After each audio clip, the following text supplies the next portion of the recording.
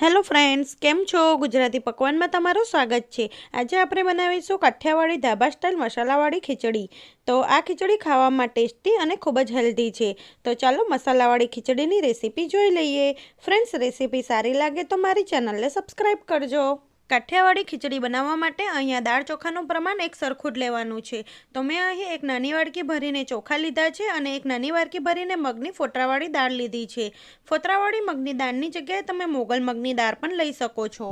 हवे एक मोटो बाउल लई तेमां दाळ चोखाने मिक्स करी पाणीथी 2 થી 3 वखत सारी रीते धोई लईशुं।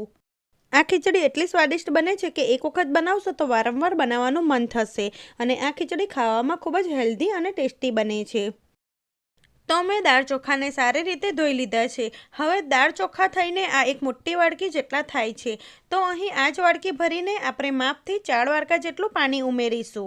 એટલે અહીં તમારે જેટલા દાળ ચોખા લીધા હોય તેના કરતાં 4 ગણું પાણી લેવાનું। બાકીનું પાણી આપણે કુકરમાં ઉમેરીશું। તો અહીં આપણે 3 વાડકા જેટલું પાણી ઉમેરીશું। જો તમે આ રીતે ખીચડીમાં માપથી પાણી ઉમેરશો તો તમારી ખીચડી પણ એકદમ સરસ બનશે।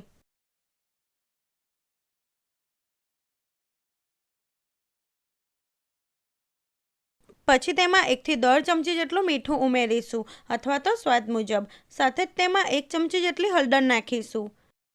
પછી અહીં મેં શાકભાજી લીધા છે। તો 1 નંગ બટાકાને છોલીને ઝીણું સમારી લીધું છે તે ઉમેરીશું। સાથે 1/4 કપ જેટલા લીલા વટાણા અને 1 નંગ ગાજરને ઝીણું સમારી લીધું છે તો તે ઉમેરીશું અને 1/4 કપ જેટલા સિંગદાણા ઉમેરીશું। હવે જે દાળ ચોખાને ધોઈને રાખ્યા છે તે પાણી સાથે જ ઉમેરી દઈશું।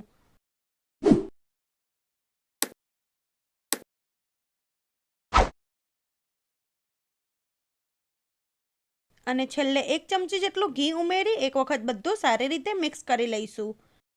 આ રીતે ખીચડીમાં ઘી ઉમેરવાથી ખીચડીની સુગંધ અને ટેસ્ટ સરસ આવે છે। અને કુકરનું ઢાંકણું ઢાંકી ગેસની ફ્લેમ મીડિયમ રાખી 3 થી 4 વિસલ કરી લઈશું। કુકરની 4 વિસલ થઈ ગઈ હતી અને કુકર થોડુંક ઠંડુ થઈ ગયું છે તો આપણે કુકરને ખોલીને જોઈ લઈએ। તો તમે જોઈ શકો છો એકદમ સરસ ઢીલી ખીચડી બની ગઈ છે। કાઠિયાવાડી ખીચડી આ રીતની થોડીક ઢીલી જ હોય છે। હવે આપણે આ ખીચડીનો વઘાર કરી લઈશું। તેના માટે એક પેન લઈ તેમાં 2 મોટી ચમચી જેટલું તેલ અને 2 મોટી ચમચી જેટલું ઘી ઉમેરીશું અને તેને ગરમ થવા દઈશું। તમે એકલા તેલમાં કે ઘીમાં પણ આ ખીચડી વઘારી શકો છો। પછી તેમાં 1 ટેબલસ્પૂન જેટલી રાઈ નાખીશું અને રાઈને ફૂટવા દઈશું। રાઈ ફૂટે એટલે તેમાં 1 ટેબલસ્પૂન જેટલું જીરું ઉમેરીશું અને જીરાનો કલર બદલાય એટલે તેમાં આખા ખડા મસાલા ઉમેરીશું। તો એક તમાલપત્ર, 2 થી 3 નંગ સૂકા લાલ મરચાં, 2 થી 3 લવિંગ અને એક નાનો ટુકડો તજનો ઉમેરીશું। સાથે જ તેમાં થોડાક મીઠા લીમડાના પાન ઉમેરીશું અને 1/4 ટેબલસ્પૂન જેટલી હિંગ ઉમેરીશું। સાથે જ તેમાં 2 થી 3 મોટી ચમચી જેટલા આદુ મરચાં લસણની પેસ્ટ ઉમેરી દઈશું અને બધું મિક્સ કરી 1 થી 2 મિનિટ માટે સ્લો ફ્લેમ પર મસાલાને શેકીશું। પછી તેમાં એક મીડિયમ સાઇઝની ડુંગળીને ઝીણી સમારી લીધી છે તો તે ઉમેરીશું અને ગેસની ફ્લેમ સ્લો ટુ મીડિયમ રાખીને તેને આછા ગુલાબી રંગની થાય ત્યાં સુધી સાંતળવા દઈશું। જો તમે ડુંગળી લસણ ના ખાતા હોય તો સ્કીપ કરી દેવાના અને આ ખીચડીનો વઘાર તમારે ટામેટાથી કરવાનો।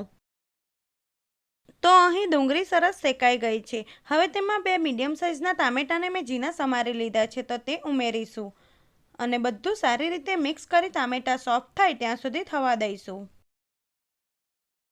2 થી 3 મિનિટ પછી ટામેટા થોડાક સોફ્ટ થઈ ગયા છે તો હવે તેમાં મસાલા ઉમેરી દઈશું। તો અડધી ચમચી જેટલું મીઠું, દાળ ચોખા બાફતી વખતે મીઠું નાખ્યું હતું એટલે મીઠું નાખવામાં થોડુંક ધ્યાન રાખવાનું। સાથે જ તેમાં 2 મોટી ચમચી જેટલું લાલ મરચું પાવડર ઉમેરીશું। તીખાસનું પ્રમાણ તમે તમારી રીતે વધુ ઓછું કરી શકો છો। સાથે જ તેમાં 1 ચમચી ધાણા જીરું પાવડર અને 1 ચમચી ગરમ મસાલો ઉમેરીશું। હવે બધા મસાલા સારી રીતે મિક્સ કરી 1 થી 2 મિનિટ માટે સ્લો ફ્લેમ પર શેકી લઈશું। મસાલા થોડાક શેકાઈ જાય પછી તેમાં 1/4 કપ જેટલું પાણી ઉમેરીશું। આ રીતે પાણી ઉમેરવાથી મસાલા બરાબર મિક્સ થઈ જશે અને બળી નહીં જાય। હવે બધું સારી રીતે મિક્સ કરી દઈશું અને 1 થી 2 મિનિટ સુધી ઉકળવા દઈશું।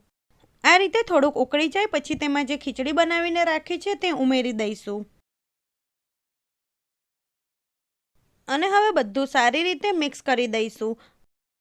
આ ખીચડી ટેસ્ટમાં ખૂબ જ સરસ લાગે છે તો તમે ઘરે આ રીતે એક વખત જરૂરથી બનાવજો।